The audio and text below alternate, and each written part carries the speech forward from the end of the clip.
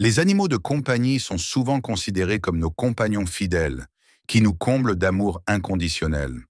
Mais que se passe-t-il lorsque ces animaux de confiance se retournent contre leurs propriétaires? Un serpent stupide est sorti au milieu de la nuit et a étranglé un bébé. Cela peut paraître incroyable, mais certains animaux de compagnie ont réellement mangé leurs propriétaires. Voici quelques cas mortels d'animaux de compagnie qui s'attaquent à leurs propriétaires. L'incident catastrophique du chat. Après le départ de son mari, Janet Fanning s'est retrouvée seule, sa seule compagnie étant ses chats et ses chiens bien-aimés. Ces animaux de compagnie sont devenus sa famille, et elle leur a consacré tout son temps et son énergie. Janet était connue pour être un peu recluse. Elle ne socialisait pas beaucoup avec ses voisins et quittait rarement sa maison. Ces animaux de compagnie étaient tout son monde, lui procurant le réconfort dont elle avait besoin après la séparation d'avec son mari. Les semaines passèrent, et les voisins remarquèrent quelque chose d'étrange. Janet n'avait pas été vue depuis longtemps, et sa boîte aux lettres débordait de lettres. Inquiets, ils appelèrent la police pour une vérification de bien-être. Lorsque les policiers sont arrivés, ils ont eu du mal à entrer à cause de la végétation épaisse et du désordre qui bloquait l'entrée. Finalement, ils ont réussi à grimper par une fenêtre et ont découvert une scène déchirante. Janet était morte de ce qui semblait être une urgence médicale soudaine, et son corps avait été laissé sans surveillance pendant des jours. Coincés à l'intérieur sans nourriture, certains de ces chats avaient eu recours à des mesures extrêmes pour survivre. Poussés par le désespoir, ils ont commencé à manger des parties du corps de Janet. Les policiers ont été choqués par ce qu'ils ont trouvé. Les animaux survivants ont été emmenés dans un refuge pour animaux local, où ils ont reçu des soins et une attention particulière. Malgré cette épreuve horrible, de nombreux chats ont ensuite été adoptés dans de nouveaux foyers. Cet événement tragique souligne les défis auxquels sont confrontées les personnes âgées vivant seules, soulignant la nécessité de contrôles réguliers et d'un système de soutien solide. Avant de passer au sujet suivant, jetez un œil à cette scène choquante. Un gorille devient agressif et attaque une femme. Sur le côté gauche de l'image, vous pouvez voir à quel point l'attaque a été brutale. Selon certaines sources, le gorille avait été gardé en captivité pendant une longue période et la femme sur la photo était en fait son dresseur. On pense que le fait d'être isolé sans partenaire pendant une si longue période a frustré le gorille, ce qui a conduit à cette attaque inattendue. Cependant, ce n'est qu'une spéculation pour le moment. Qu'en pensez-vous? Partagez vos réflexions dans les commentaires ci-dessous. Le dilemme du puma. Les pumas, également connus sous le nom de couguar ou de puma, sont des prédateurs furtifs et puissants, conçus pour la nature, pas pour le jardin. Malgré cela, Amber Michelle Cush, du Texas, pensait pouvoir en avoir un comme animal de compagnie. Au Texas, il est étonnamment légal de posséder un puma si vous avez les bons vaccins et si vous vous tenez à jour de ses vaccinations et de ses contrôles de santé. Cependant, Amber ne s'est pas souciée de ces exigences légales. Son puma n'était pas vacciné et sa petite cage confinée n'a fait qu'empirer les choses. Ses amis et sa famille l'ont averti à plusieurs reprises des dangers potentiels, mais Amber a balayé leurs inquiétudes, insistant sur le fait qu'elle avait tout sous contrôle. Un jour, le jeune neveu d'Amber lui rendait visite. Comme la plupart des enfants curieux, il était fasciné par l'énorme félin et s'approcha trop près de sa cage. En une fraction de seconde, le puma, agité par ses conditions de vie exiguës, s'est jeté à travers les barreaux et a enfoncé ses dents dans le visage du garçon. L'attaque horrible lui a laissé de profondes entailles et de graves blessures, tandis que les spectateurs hurlaient de terreur. Amber a essayé frénétiquement d'éloigner son neveu, mais le mal était déjà fait. Le garçon a été transporté d'urgence à l'hôpital, où il a subi une opération chirurgicale d'urgence pour lui sauver la vie. Il a dû subir de nombreuses opérations pour reconstruire son visage. Cet incident a suscité l'indignation de la communauté locale, ce qui a conduit les autorités à intervenir. Elles ont confisqué le puma, accusant Amber de négligence et de mise en danger d'un enfant. Il lui a été interdit de posséder des animaux exotiques jusqu'à ce qu'elle puisse prouver qu'elle était capable d'en prendre soin de manière responsable. Finalement, le puma a été euthanasié en raison du risque élevé qu'il représentait pour la sécurité publique. La tragédie des varans. Les varans sont des reptiles puissants et carnivores connus pour leurs griffes acérées, leur queue solide et leur nature agressive. Ces créatures peuvent mesurer jusqu'à 2,5 mètres de long, ce qui en fait des animaux de compagnie redoutables, même pour les propriétaires de reptiles expérimentés. Ronald Huff, un passionné de reptiles du Delaware, avait une affection particulière pour ces lézards. Il gardait plusieurs grands varans dans son appartement, malgré les inquiétudes exprimées par ses amis et sa famille. Ils s'inquiétaient pour sa sécurité, mais Huff a balayé leurs inquiétudes, confiant dans sa capacité à gérer les reptiles. Après quelques jours sans nouvelles de lui, l'un de ses voisins a demandé un contrôle de bien-être. Lorsque la police est arrivée, elle a été confrontée à un spectacle macabre. Ronald Huff gisait sans vie sur le sol, entouré de ses varans de compagnie. Le lézard a commencé à se nourrir de son corps.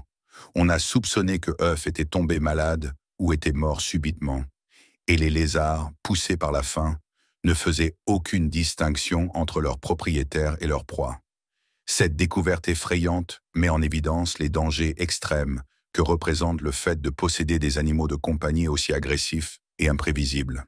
Les varans privés de nourriture peuvent adopter un comportement sauvage, attaquant même leurs propriétaires. La fin tragique de Huff nous rappelle brutalement que ces reptiles ne sont pas des animaux domestiques.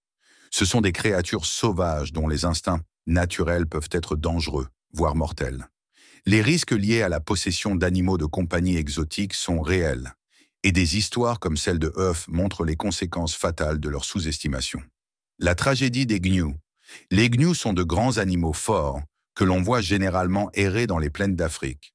Ils sont célèbres pour leur bousculade spectaculaire, comme la scène intense du roi lion. Malgré leur nature sauvage, Klaus Derend, un amoureux et passionné des animaux, a décidé d'adopter un jeune gnou et de l'élever avec ses autres animaux exotiques, parmi lesquels des lamas et des émeus. Klaus pensait qu'avec suffisamment de soins et d'attention, il pourrait apprivoiser le gnou, le traitant presque comme une grosse vache de compagnie inhabituelle. À mesure que le gnou grandissait, ses instincts naturels se réveillaient, en particulier pendant la saison des amours, le rendant beaucoup plus agressif et territorial. Des amis ont averti Klaus des dangers de garder un animal aussi sauvage, mais il a balayé leurs inquiétudes, confiant dans ses capacités de dresseur d'animaux. Cependant, les choses ont pris une tournure tragique un jour de 2004, lorsque Klaus est sorti pour vérifier ses animaux comme d'habitude. Les heures ont passé et comme il n'est pas revenu, sa femme est partie à sa recherche pour découvrir une scène horrible. Klaus gisait immobile sur le sol, gravement blessé. Le gnou l'avait chargé à plusieurs reprises, utilisant ses cornes puissantes et le poids de son corps pour le renverser. Malgré son expérience avec les animaux, Klaus n'avait aucune chance face à la puissance brute et à l'agressivité d'un gnou en pleine attaque. Il a succombé à ses blessures avant que les secours n'arrivent. Cet événement tragique nous rappelle que les animaux sauvages, même si nous pensons les connaître parfaitement, sont imprévisibles et souvent inadaptés à la vie en captivité. Le reptile mortel. Posséder des serpents venimeux peut être un passe-temps passionnant mais périlleux. Mais lorsqu'il s'agit du mamba noir, les enjeux sont exceptionnellement élevés. Ce serpent n'est pas seulement un autre reptile. Venimeux, c'est l'un des serpents les plus mortels de la planète.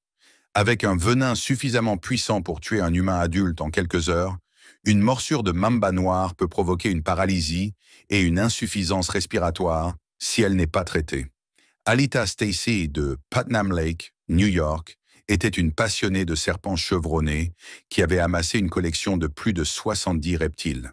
Malgré sa vaste expérience, son amour pour les serpents dangereux l'a conduite à adopter un mamba noir, une décision qui lui a coûté cher.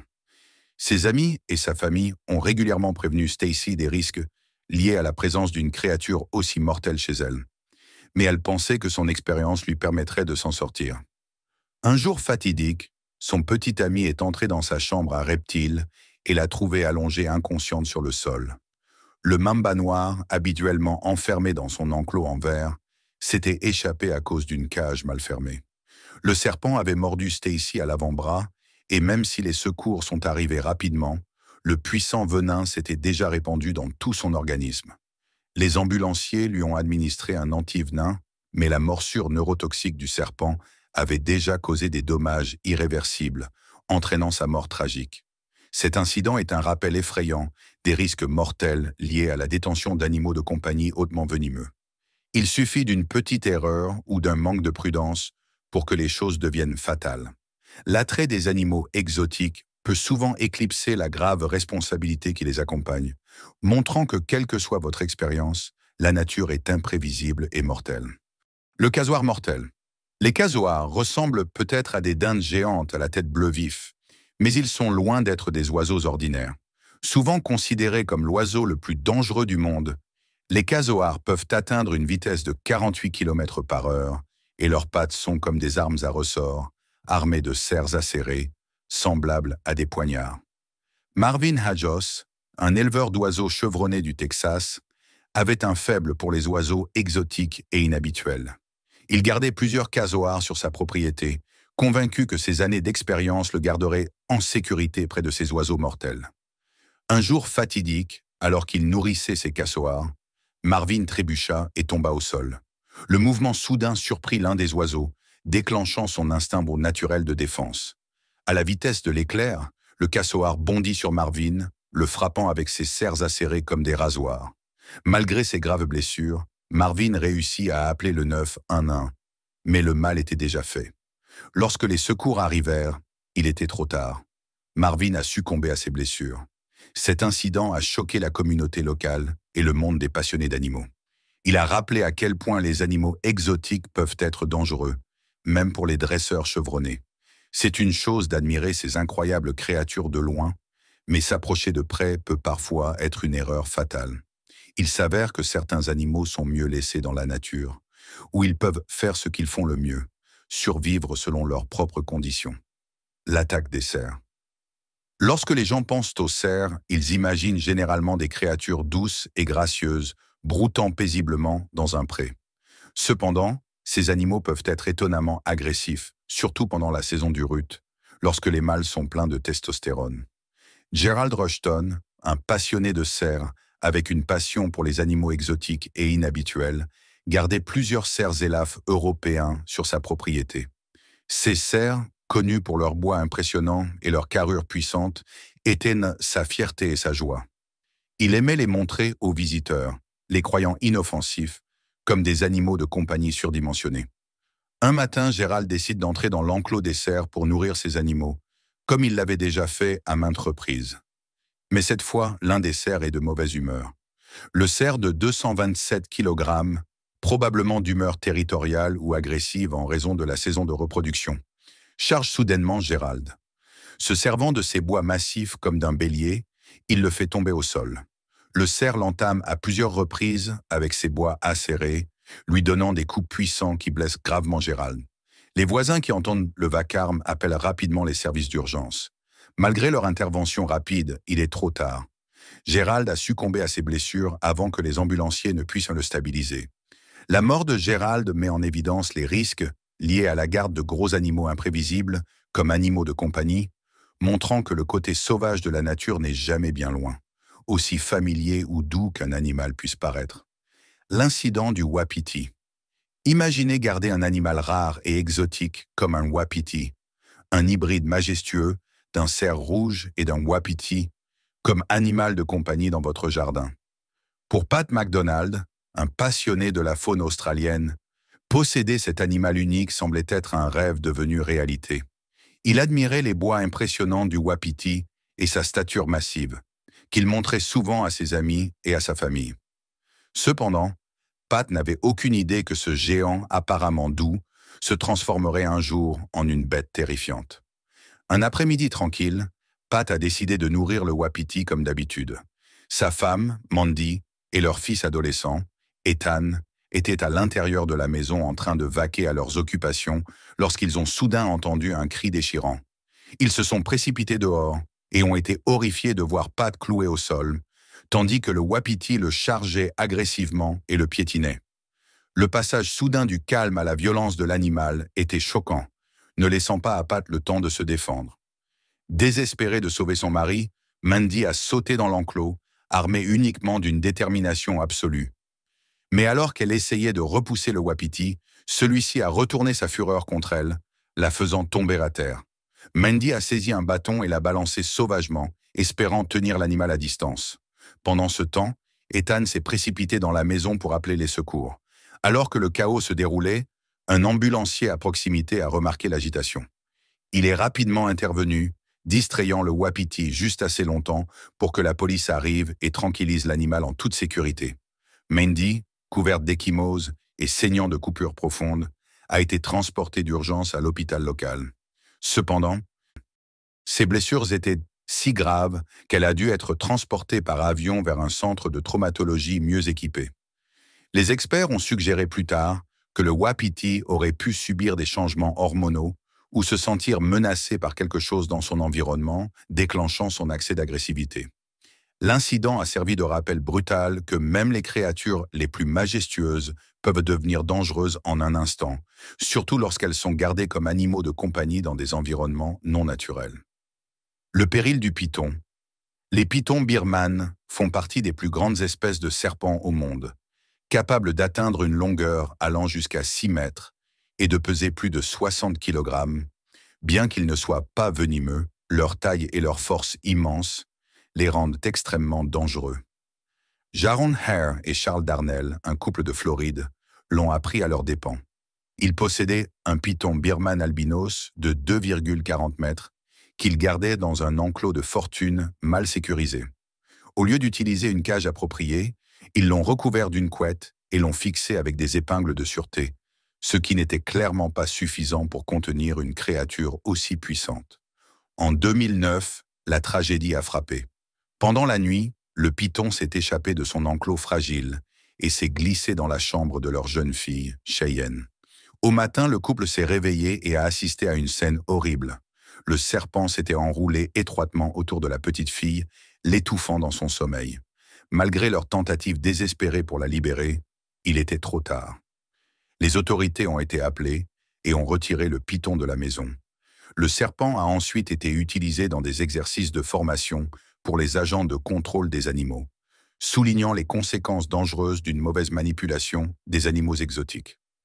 Hare et Darnell ont été accusés de négligence envers un enfant et d'homicide involontaire en raison de leur négligence à l'égard du python. Ils ont été condamnés à 12 ans de prison, une leçon dure mais nécessaire sur la responsabilité grave que représente la possession d'animaux aussi dangereux. La rage du singe. Les singes sont souvent décrits comme mignons et joueurs, mais ils peuvent être très imprévisibles. En Malaisie, Naga Muhammad, 72 ans, partageait un lien inhabituellement étroit avec son singe de compagnie.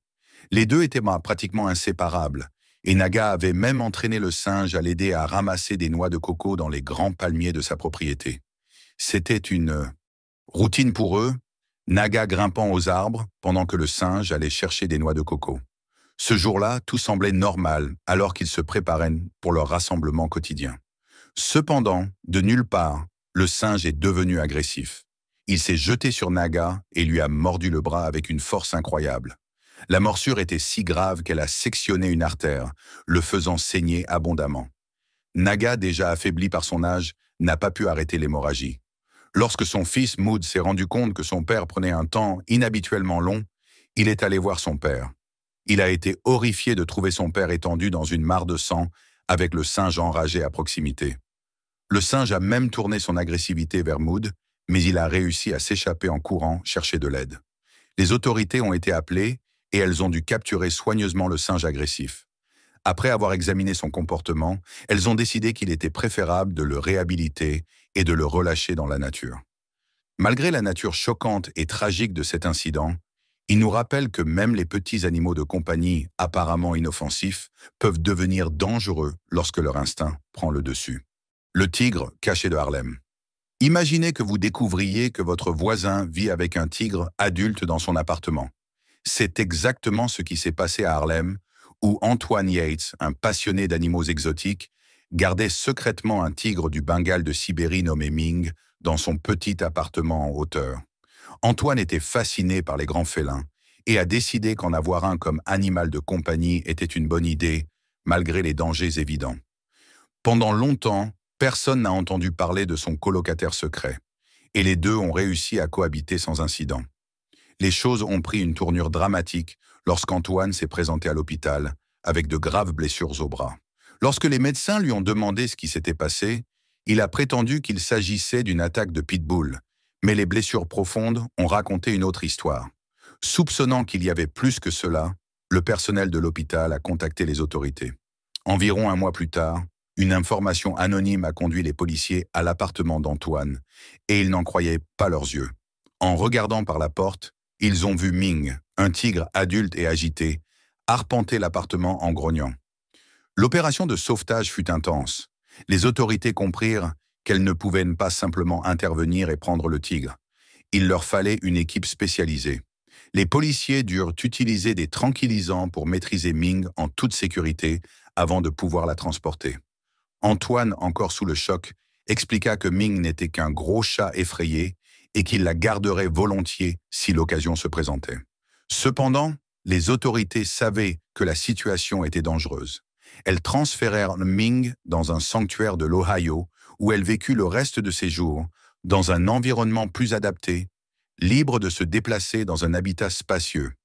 Cette histoire bizarre et sauvage est un exemple frappant de la raison pour laquelle les animaux sauvages n'ont pas leur place dans des appartements urbains exigus. Les conséquences fatales de la possession d'un ours Kellyanne Walls avait une passion pour les animaux exotiques, partageant sa maison avec plusieurs animaux sauvages, dont un ours noir de 169 kilos. Bien qu'elle connaisse les risques, elle croyait avoir apprivoisé l'ours, le gardant dans une grande cage derrière sa maison. Pour elle, l'ours était un membre de la famille, mais pour ses voisins, c'était une bombe à retardement. Ils l'ont souvent prévenue des dangers, mais Kelly a ignoré leurs inquiétudes, confiante dans sa capacité à gérer la situation. Un jour, alors qu'elle accomplissait sa routine habituelle consistant à nourrir et nettoyer l'enclos de l'ours, quelque chose s'est terriblement mal passé. Sans aucune provocation, l'ours s'est soudainement jeté sur elle. L'attaque horrible s'est produite en plein jour, et plusieurs témoins, dont des enfants à proximité, ont vu l'ours Kelly à l'intérieur de la cage. Les voisins se sont précipités pour appeler à l'aide, mais l'attaque a été rapide et brutale. Au moment où les autorités sont arrivées, Kelly avait subi de graves blessures et est décédée tragiquement sur place.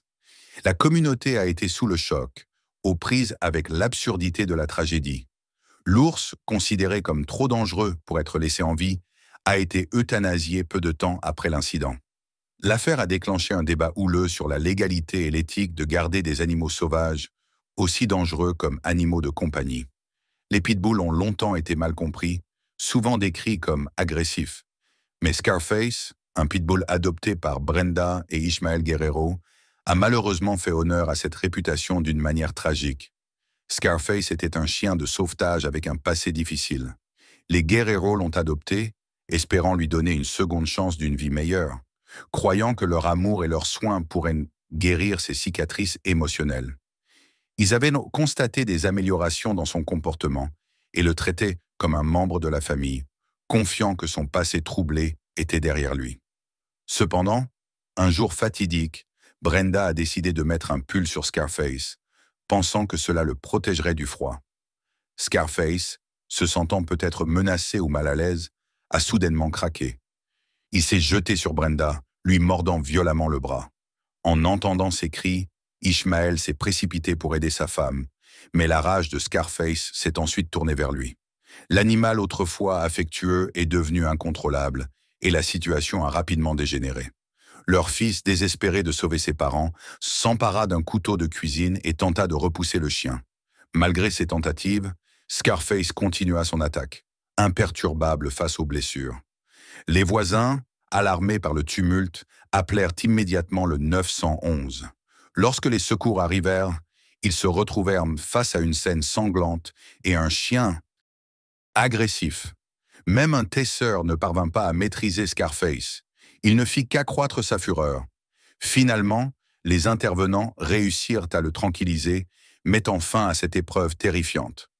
En raison de son accès de violence, Scarface fut jugé trop dangereux pour être en présence d'humains et fut euthanasié. Madame Guerrero souffrit de graves blessures, nécessitant un traitement hospitalier intensif et une longue période de convalescence. L'attaque de l'ours grizzly sur Timothy Treadwell. Timothy Treadwell était connu sous le nom de Grizzly Man, un passionné autoproclamé d'ours qui passa 13 étés à vivre parmi les grizzlies du parc national de Katmai en Alaska. Il a documenté ses interactions avec les ours, croyant avoir développé un lien spécial avec ces animaux sauvages. Son approche peu orthodoxe et son audace ont fait de lui un personnage controversé. Certains ont loué son dévouement pour la faune, tandis que d'autres l'ont critiqué pour s'être mis en danger, lui et les ours. En 2003, Treadwell est retourné au parc pour ce qui serait sa dernière visite, cette fois avec sa petite amie, Amy Huguenard, pour vivre l'aventure avec lui. Alors que la saison estivale touchait à sa fin, la plupart des ours se préparaient à l'hibernation et devenaient plus agressifs à mesure que la nourriture se faisait rare. Treadwell et Amy ont installé leur campement près d'un sentier connu des ours, ignorant les avertissements des responsables du parc. Une nuit, alors que Treadwell préparait son appareil photo pour une dernière prise de vue, un ours est entré dans leur campement. L'ours, probablement poussé par la faim, les a attaqués violemment.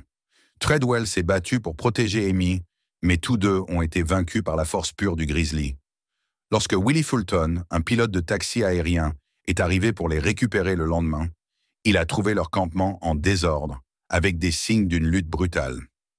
Les autorités ont découvert les restes de Treadwell et Huguenard. L'ours responsable de l'attaque était toujours à proximité, ce qui représentait une menace pour l'équipe de secours. Il a finalement été abattu pour éviter tout danger supplémentaire. Parmi les effets personnels éparpillés, un magnétophone a été retrouvé. Bien que le capuchon de l'objectif soit toujours en place, l'enregistrement a capturé les sons horribles de leurs derniers instants. L'enregistrement effrayant n'a jamais été rendu public en raison de sa nature graphique, mais il est devenu un élément de preuve tristement célèbre, lié à jamais à l'héritage de l'obsession risquée et finalement fatale de Timothy Treadwell pour les Grizzlies. Le destin tragique d'Harry et Sally. Harry et Sally, deux adorables carlins d'Omaha, étaient inséparables de leur propriétaire. Le trio était familier dans le quartier, souvent aperçu lors de leurs promenades quotidiennes, apportant le sourire à tout le monde. Cependant, leur lien a été mis à rude épreuve lorsque leur propriétaire est décédé subitement à la maison. La tragédie a laissé Harry et Sally seuls, enfermés à l'intérieur, sans nourriture ni eau, et sans aucun moyen d'appeler à l'aide. Les jours se sont transformés en semaines, et les carlins sont devenus de plus en plus désespérés à mesure que leur faim devenait insupportable. Leurs besoins de base n'étant pas satisfaits et sans autre source de subsistance, les deux chiens ont fait l'impensable. Dans leur lutte pour la survie, ils ont commencé à se nourrir de leur propriétaire décédé. C'était un acte de pur désespoir, poussé par leur instinct de survie, mais profondément tragique, compte tenu du lien fort qu'ils partageaient avec leur propriétaire. Les voisins, remarquant l'absence prolongée du propriétaire et le silence de la maison autrefois animée, ont alerté les autorités. Lorsque la police est entrée dans la maison, elle a été confrontée à une scène profondément troublante. Les carlins, autrefois joyeux, étaient émaciés et leur état reflétait le désespoir absolu. Harry et Sally ont été placés en détention par la Nebraska Humane Society, où ils ont reçu de la nourriture, de l'eau et des soins médicaux indispensables. Malgré le traumatisme, les deux carlins ont montré des signes de résilience. Après leur réadaptation, ils ont été adoptés par un couple gentil de l'Indiana qui leur a offert un foyer aimant. Cette histoire, bien que choquante, rappelle sinistrement le sort des animaux domestiques laissés seuls après le décès de leur propriétaire. L'attaque tragique de Travis le chimpanzé. Travis le chimpanzé n'était pas seulement un animal de compagnie pour Sandra et Jérôme Harold. Il était plus comme un enfant pour eux. Sandra avait élevé Travis depuis qu'il était bébé, et le chimpanzé est devenu une célébrité locale dans leur quartier du Connecticut, apparaissant dans des publicités télévisées et vivant comme un membre de la famille. Après le décès de Jérôme, Sandra s'est rapprochée de Travis, le traitant comme un compagnon qui l'aidait à faire face à la perte. Malgré les antécédents de Travis en matière de malice, y compris plusieurs évasions de son enclos, Sandra restait confiante dans sa capacité à le contrôler. Elle croyait que parce qu'elle l'avait élevé, il ne lui ferait jamais de mal ni à personne d'autre. Un jour fatidique, Sandra a décidé de donner à Travis des médicaments contre la maladie de Lyme, qui peut parfois rendre les animaux irritables. Elle a appelé son ami Charla Nash à l'aide, pensant que la présence de Charla calmerait Travis. Charla a apporté son jouet préféré, un Tickle Me Elmo rouge, dans l'espoir d'attirer le chimpanzé à l'intérieur. Cependant, la présence d'une nouvelle personne a semblé agiter Travis. Sans aucun avertissement, il s'est jeté sur Charla, lançant une attaque sauvage. Il lui a mordu les mains, lui a déchiré le visage et lui a causé des blessures inimaginables. Dans une tentative désespérée de sauver son ami, Sandra a essayé d'intervenir, poignardant même Travis avec un couteau de cuisine. Mais au lieu de s'arrêter, Travis a tourné sa colère vers Sandra, la laissant terrifiée et impuissante. Paniquée, Sandra a composé le 911 en criant à l'aide. Lorsque la police est arrivée, elle aura été obligée de tirer sur Travis pour empêcher de nouvelles violences. Les conséquences ont été dévastatrices. Les blessures de Charla Nash étaient si graves qu'elle a dû subir de nombreuses opérations chirurgicales et finalement une greffe du visage. L'horrible incident a choqué la nation et a conduit à des appels généralisés en faveur de réglementations plus strictes sur la détention d'animaux sauvages, comme animaux de compagnie, soulignant les dangers de traiter les animaux sauvages comme s'ils étaient des compagnons domestiqués. Le lien mortel entre Maurice et Humphrey Maurice Hales, un major de l'armée à la retraite qui aimait profondément la faune, s'est retrouvé captivé par une créature improbable, un bébé hippopotame qu'il a appelé Humphrey. Bien qu'il ait été averti à plusieurs reprises des dangers des hippopotames, qui sont connus pour être l'un des animaux les plus mortels d'Afrique, Maurice croyait avoir un lien particulier avec Humphrey. Il a élevé l'hippopotame dans sa ferme sud-africaine, le traitant comme un animal de compagnie géant. Maurice a même construit un barrage sur sa propriété où les deux pouvaient nager ensemble, se vantant souvent de la façon dont Humphrey répondait à ses appels et le suivait partout comme un chien fidèle. Au fur et à mesure que Humphrey grandissait, sa taille et sa force augmentaient également, atteignant finalement près de 2500 livres. Malgré un incident antérieur où Humphrey avait attaqué le neveu de Maurice, le blessant, Maurice a rejeté cet incident comme une crise isolée. Il a continué à passer du temps avec l'hippopotame, convaincu que leur lien était indestructible. Cependant, en novembre 2011, lorsque Maurice est allé voir Humphrey, la tragédie a frappé. Sa famille, inquiète de ne pas le voir revenir, a trouvé son corps sans vie près de la rivière, couvert de profondes morsures. Humphrey s'était retourné contre son propriétaire, lui lançant une attaque mortelle. Bien que Humphrey n'ait pas mangé Maurice, les graves blessures infligées par ses puissantes mâchoires ont conduit à la mort du major. L'incident a servi de sombre rappel que les animaux sauvages, aussi apprivoisés soient-ils, conservent leurs instincts surnaturels et peuvent devenir dangereux sans avertissement. La rencontre effrayante avec un Black Mark Vogel, un Allemand passionné d'insectes, était passionné par tout ce qui était rampant. Son appartement ressemblait à un mini-zoo, abritant plus de 200 créatures exotiques, allant des coléoptères rares aux araignées venimeuses. Parmi sa collection prisée se trouvait une veuve noire mortelle, connue pour son venin puissant. Mark savait très bien prendre soin de ses animaux de compagnie et était fier de ses vastes connaissances sur les arachnides. Cependant, sa fascination pour ces créatures mortelles comportait de grands risques, et un jour, elle s'est avérée mortelle. Alors qu'il manipulait la veuve noire, Mark a été mordu. Il a d'abord ignoré la morsure, pensant qu'elle était mineure et pensant pouvoir la gérer. Mais le venin d'une veuve noire n'est pas une blague. Il peut provoquer de fortes douleurs, des crampes musculaires, et même la mort s'il n'est pas traité. Vivant seul, Mark n'avait personne pour l'aider pendant les heures critiques qui ont suivi la morsure. Le venin s'est rapidement répandu dans son corps, le paralysant, et il a succombé à ses effets, seul dans son appartement, rempli de ses animaux de compagnie adorés, mais mortels. Pendant des mois, les voisins ont remarqué l'absence de Mark, mais ont pensé qu'il était simplement en voyage ou occupé avec sa collection. Au fil des jours, une odeur nauséabonde a commencé à s'infiltrer dans le couloir, suscitant des inquiétudes. Lorsque la police a finalement été appelée pour un contrôle de bien-être, ce qu'ils ont trouvé était au-delà de tout ce qu'ils auraient bien pu imaginer. Le corps sans vie de Mark gisait dans son appartement, couvert d'insectes et d'araignées. Ces animaux, désormais affamés, s'étaient mis à se nourrir de leur propriétaire décédé. La scène était si chaotique qu'il a fallu des heures au service animalier pour retirer toutes les créatures en toute sécurité. Les insectes et les arachnides survivants ont été transférés dans une zone de conservation locale, où ils ont pu être correctement soignés dans un environnement contrôlé.